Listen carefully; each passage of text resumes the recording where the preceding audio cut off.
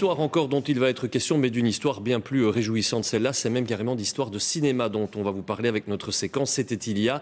On part 45 ans en arrière pour parler d'un film. Allez, 3 indices. Sophie Marceau, 2 slows sur lesquels j'espère que vous avez quelques souvenirs, et puis une grand-mère pleine d'énergie. C'est évidemment la Boum qui va nous occuper ce midi, et on va en parler avec Isabelle Mbouyamba. Vous êtes journaliste culturelle, bonjour. Oui, bonjour Sacha. Merci d'être avec nous encore ce samedi. Merci. On va commencer par des images. Évidemment, on va se replonger dans l'ambiance de l'époque avec un extrait de la bande-annonce. J'en meurs, je donnerais n'importe quoi pour être invitée à cette boum. N'importe quoi. Quelle sur Boom? Boum, pas sur boum. Je fais une boum. Vous pouvez venir?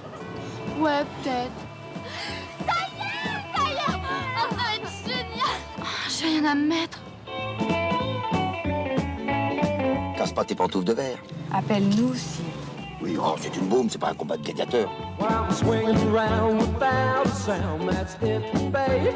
I'm swinging around without a sound, that's it, babe. I'm swinging around without... Tous les acteurs sont marquants, hein, évidemment. On va faire une sélection, ça c'est une évidence. On va parler de Sophie Marceau dans un instant, mais ça vieillit pas. On vient de voir cette scène là, avec des parents un peu inquiets de la sortie de leur enfant.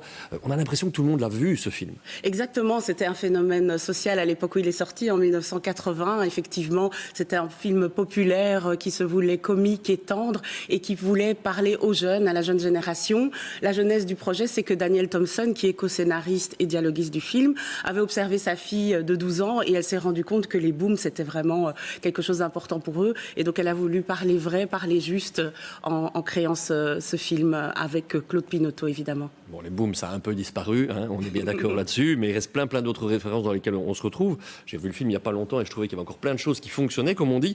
Mais évidemment, comment ne pas parler de ce film sans parler de Sophie Marceau, le film qu'il a révélé. On va le faire en se replongeant dans une séquence qui a été réalisée il y a 8 ans. Vous allez voir avec des images qui débutent et qui sont même un petit peu plus vieilles qu'il y a 8 ans. Alors maintenant, c'est la grande griserie. C'est la star. Non, pas la star, non. Au fond, vous avez déjà des propositions? Vous avez d'autres engagements? J'en ai eu 1 ou 2, mais sans plus, c'est tout. Bon, en tout cas, j'espère qu'on va vous revoir, hein, puisque succès oblige. Bonsoir, enchantée. Enchanté, C'est avant tout l'histoire d'une femme libre, sensuelle et rayonnante. Sophie Marceau, 51 ans, n'a jamais eu de plan de carrière, ce qui ne l'empêche pas d'être une véritable star. Vous la verrez, le mec, elle a des yeux, elle a des dents. Elle a des dents.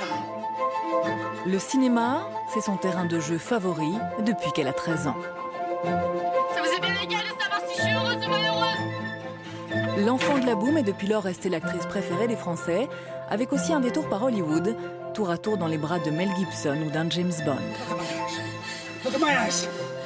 Et c'est devenu une véritable icône du cinéma français, évidemment. On va en parler parce que c'est important. Elle obtient finalement le rôle comment? Ça a été un gros casting. Hein. Exactement. 1500 jeunes filles ont été castées. Et en fait, elle s'était inscrite dans une agence de casting parce qu'elle voulait de l'argent de poche. Et donc, l'agence de casting l'a repérée et lui a fait passer donc, cette audition. Et elle a obtenu le rôle parce qu'elle était vraiment très convaincante. Il y avait d'autres actrices un peu connues, par exemple, qui ont passé? Il y avait Christina Reali notamment, Emmanuelle Béard. Ah ouais. J'ai cru lire Sandrine Bonner aussi, qui est figurante aussi. Voilà. Donc c'est vrai que c'était le rôle de sa carrière. Elle ne pensait pas, donc on le voit dans l'extrait, elle le dit humblement, elle ne sait pas ce qui va lui arriver après. Et on sait que c'est devenu une grande actrice qui a fait une belle carrière internationale et qui est devenue réalisatrice aussi. Bien porté, hein, ce film La Boum, comme La Boum 2 d'ailleurs, on essaiera d'en toucher un mot tout à l'heure. Il y a des musiques marquantes. Exactement. Et donc dans La Boum 1, il y a ça, un slow inoubliable sur lequel on espère, et je le répète, que vous avez pu un peu danser. Dreams are my reality, the only kind of real fantasy. Illusions are a common thing. I try to live in dreams. It seems as if it's meant to be. Dreams par Richard Sanderson. C'est une musique qui existait ou qui a été composée spécialement pour le film? Donc elle a été composée par Vladimir Cosma pour le film. Et donc au départ, c'était Gilbert Montagné qui devait l'interpréter, mais il a refusé. Et donc il l'a proposée à Richard Sanderson. C'est devenu un tube planétaire, puisqu'il a vendu quand même 8 millions d'exemplaires dans le monde, ce qui n'est pas rien. Et aujourd'hui, les gens s'en souviennent encore dès qu'ils entendent les premières notes.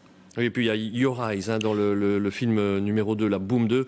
On essaiera, si on a le temps et si on n'a pas trop de retard, d'en passer un petit extrait. On va quand même parler d'un autre personnage phare. Comment ne pas parler de Denise Gray, qui n'avait plus fait du cinéma depuis longtemps et qui revient en interprétant le rôle d'une grand-mère qu'on a tous un peu envie d'avoir. Regardez un extrait du film La Boom 1. C'est un extrait où, dans un bus, Vic, l'héroïne du film, Sophie Marceau, explique que son petit ami est peut-être en train de fréquenter une autre jeune femme. Je te dis que Pénélope les a vus ensemble. Où ça? Hier soir à la main jaune. À quel âge? 16 ans. Elle s'appelle Lydia. Ça, il avait l'air vachement mordu, hein. Elle est sublime en plus. En plus de quoi? Bah elle... Enfin, tu vois, c'est le genre qui... Ah, elle couche? Ah, ça, c'est embêtant. Fauteuil d'orchestre. Elle est vraiment si bien que ça? Oh là là, au burn avec des yeux comme ça. La fille d'Alain Delon et de la Joconde. Ah, on est dans la merde. Provisoirement, mais jusque-là, qu'est-ce que vous en pensez, vous, hein? Bah oui, vous écoutez, alors tant qu'à faire, donnez-nous une idée, hein? J'ai jamais... T'en as parlé à ta mère? Bah tu sais, maman, en ce moment... Faudrait le rendre jaloux. C'est des trucs de ton époque, ça. Alors dis-moi, c'est quoi la force de frappe aujourd'hui? Poupette, voilà pour le nom qu'elle a dans le film, je revenais plus dessus là tout à l'heure. Le duo fonctionne super bien. Pourquoi d'après vous? Parce que c'est des générations aux antipodes. Exactement, donc le rôle de Poupette, qui est donc l'arrière-grand-mère de Vic dans La Boom, c'est vrai que c'est une arrière-grand-mère fantaisiste, fantasque, très drôle. Je trouve que c'est elle qui a les meilleures punchlines du film. Et alors ce qui est très beau, c'est qu'on voit vraiment la complicité entre les deux actrices, qui étaient vraiment amies dans la vie. Et d'ailleurs, Sophie Marceau a assisté aux funérailles de Denise Gray, qui est morte juste avant ses 100 ans.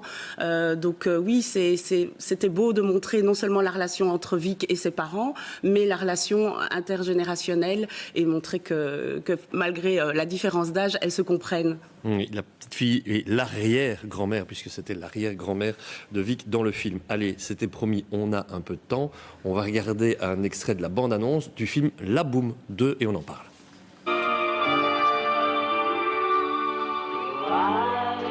Salut. Disons, t'as vachement... Salut Pénélope, Ça va? t'es vachement plus... Samantha. Enfin, vachement plus... Toi aussi. Ça te gêne pas? Bah j'ai 13 ans, fais pas chier. J'ai des masses de trucs à te raconter. Bah vas-y. Ça y est. Ça se voit? Ta copine, Vic, tu peux me filer son numéro? Ah oui? Oui. Comment il s'appelle, ce garçon? Philippe, Pénélope est sortie avec lui? tu peux y aller, j'en ai rien à foutre. Eh ben, alors tu sors avec lui et si elle t'en veut, c'est une conne. Il y a quelque chose qui se passe, il y a une évolution des personnages. Beaucoup se demandaient s'il fallait une Boom 2. Ils ont bien fait de faire une Boom 2. Moi, je trouve, ce n'est pas toujours évident de faire une suite réussie, et je trouve que c'est le cas ici. On suit vraiment Vic et on a grandi avec elle. On sent qu'on aborde des thématiques plus matures, donc l'amour un peu plus sérieux. On retrouve aussi ses parents, évidemment, toujours avec leur questionnement de couple, et puis évidemment la relation avec les amis et l'importance que ça a dans la vie d'une adolescente. Et donc je trouve que c'est une grande réussite. Ça a très bien marché en salle aussi. Et c'est aussi l'occasion de parler de ce fameux groupe Cook Da Books qu'on voit dans le film. C'est un groupe de Liverpool, mais c'est aussi Vladimir Cosma qui a fait la musique. Et qui chante là encore quelque chose de très très fort. Quelques mots très brefs si vous voulez bien. Oui. On n'a jamais fait la Boom 3. On a l'impression qu'aujourd'hui on n'aurait sans doute pas hésité. C'était bien que ça s'arrête. Oui, mais d'une certaine manière, le film LOL de Lisa Azuelos, ce serait une Boom 3 où on verrait donc Vic qui est devenue maman et la relation qu'elle a avec sa propre fille. C'est un film qui a très bien marché aussi. Donc de faire une Boom 3 dans les années 80, ça n'avait pas beaucoup de sens, mais de le faire beaucoup plus tard, ça en a eu, et on a vu que ça a eu le succès qu'on connaît. Un grand merci à vous, Isabelle Bouyamba, d'être Merci. venue sur ce plateau pour évoquer ce film que je pense à peu près tous nos téléspectateurs ont vu. Merci aussi à Sophie Lortiwar pour la préparation de cette séquence, comme toutes les semaines.